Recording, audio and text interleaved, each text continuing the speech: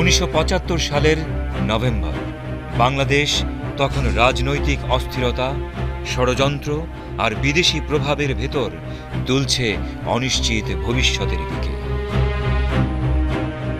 7ই নভেম্বরের সেই দিনে সৈনিক আর জনতা এক হয়ে রাস্তায় নামে দেশের সার্বভৌম মর্যাদা রক্ষার শপথে। তাদের কণ্ঠে একটাই স্লোগান, বাংলাদেশ কারো দাসত্ব মানবে না।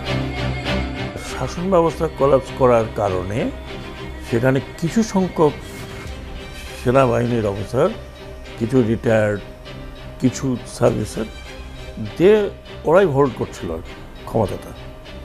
এটা নিয়ে সামরিক বাহিনীর মধ্যে একটা দ্বন্দ্ব চলছিল। উচ্চাভিলাষী সেনা কর্মকর্তা ব্রিগেডিয়ার খালেদ মোশাররফ তিনি 3রা নভেম্বর 46 ব্রিগেড কমান্ডার কর্নেল শাফাত জামিলকে সাথে নিয়ে একটি অভ্যুত্থান ঘটান। তারা খন্দকার মোশতাককে অপসারণ করেন। আর্মি চেইন অফ কমান্ডকে তারা লঙ্ঘন করে নানা ধরনের অপকর্ম করতে থাকে, যার ফলে সাধারণ সৈনিক এবং অফিসারদের মধ্যে নানা রকমের ক্ষোভের সৃষ্টি হয়। এটা প্রত্যেকটা ক্যান্টনমেন্টে উত্তেজনা ছিল, কারণ তারা জিয়াউর রহমান বন্দী হয়েছে এটা কখনো মেনে নিতে পারে নাই, যার কারণে 7ই নভেম্বরের পর সংগঠিত হয়েছিল। এটা খালেদ মোশাররফের বিরুদ্ধে হয়েছিল এবং এর সাথে সেনাবাহিনীর 99% লোক জিয়াউর রহমানকে সমর্থন দিয়েছিল। ঢাকার রাস্তায়, ক্যান্টনমেন্টের ভেতরে একই সঙ্গে গর্জে ওঠে দেশপ্রেম আর প্রতিরোধের ডাক। আর সেই সংকটময় মুহূর্তে জাতির নেতৃত্বে উঠে আসেন একজন সৈনিক, জেনারেল জিয়াউর রহমান। সেই দিন যদি জেনারেল জিয়া না থাকতেন, মানে হিউজ সিভিল ওয়ার। এবং সিভিল ওয়ারই শুধু হতো না, যেটা আমার ব্যাখ্যা বলতে পারেন, the country's sovereignty would have been questioned because পার্শ্ববর্তী দেশ আপনার chaotic situation in 1970আপনাদের সরকার আশ্বাস দিচ্ছে যে শ্রমিকদের স্বার্থ সব সময় অক্ষুণ্ণ থাকবে।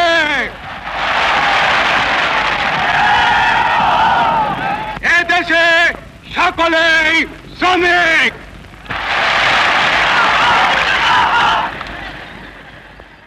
বাংলাদেশের স্বাধীন জনগণ কি চায়? তারা চায় বেঁচে থাকবার অধিকার, যে অধিকার আল্লাহ এই দেশের জনগণকে দিয়েছে। এই অধিকার কেউই কেড়ে নিতে পারবে না।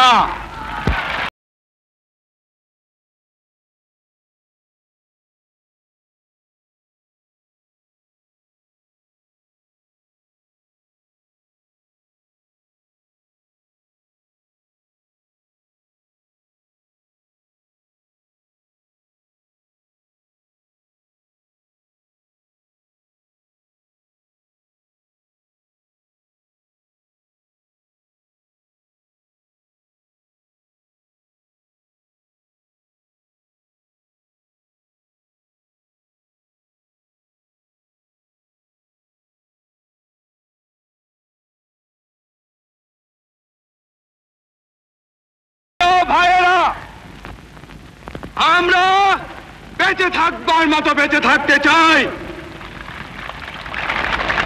আমরা চাই শান্তি, যাতে আমাদের দেশের সর্ব জায়গায় সব লোক শান্তিতে বসবাস করতে পারে, শান্তিতে কাজকর্ম করতে পারে, শান্তিতে ব্যবসা বাণিজ্য করতে পারে, শান্তিতে রাত্রেবেলা নিদ্রা যেতে পারে।